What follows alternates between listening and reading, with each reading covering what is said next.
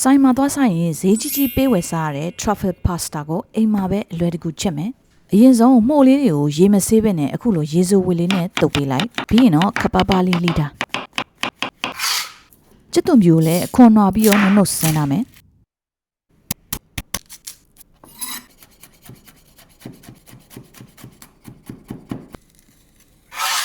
ပြီးရင်တော့ parmesan cheese ကို grater နဲ့ချစ်ထားမယ်။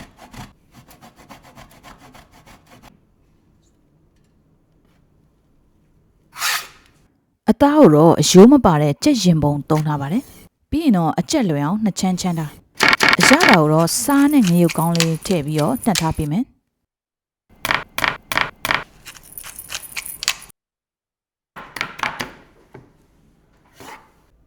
ပြီးရင်တော့ပါစတာပြုတ်ဖို့ရေကိုစားထည့်ပြီးတော့စူအောင်ထည့်ထားပေးလိုက်။ပါစတာကိုတော့မိမိကြက်ညစ်တဲ့အမျိုးအစားကိုသုံးသွားပေးလို့ရပါတယ်။စီဒီကတော့အိမ်မှာအလွယ်ရှိနေတဲ့ chocolate jelly ခောက်ဆွဲအပြားကိုသုံးထားပါတယ်။ခောက်ဆွဲပြုတ်ထားတော့မှတော့ sauce ချက်မယ်။အရင်ဆုံးအိုးပူလိုက်ရင်တန်လွင်စီလေးကိုပပလေးထည့်လိုက်။အရသာနှစ်ထားတဲ့ချက်သားလေးတွေကိုထည့်ပြီးတော့ကင်ပေးလိုက်မယ်။ပိုးပြီးအကျက်မြန်အောင်လို့အဖုံးလေးအုပ်ပြီးတော့မီးအလဲအလက်လောက်နဲ့တည်ထားပေးလိုက်။တစ်ဖက်ရပြီဆိုရင်နောက်တစ်ဖက်ကိုလှန်ပေးလိုက်။နှစ်ပတ်လုံးချက်ပြီဆိုရင်တော့ခဏလောက်ထုတ်ထားပေးလိုက်မယ်။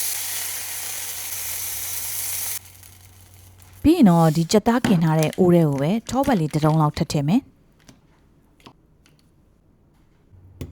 မီးကိုတော့နည်းနည်းလောက်ပဲပူပေးထားပါတယ်။ပြီးရင်တော့ကြက်သွန်ပြူနှုတ်ဆင်းထားတာလေးထည့်ခြောက်သွားရဲဆိုရင်တော့ pasta ဖြုတ်ထားတဲ့အရည်လေးပါထည့်ထည့်။ဒါကတော့ဟင်းချက်ရမှာသုံးတဲ့ cooking cream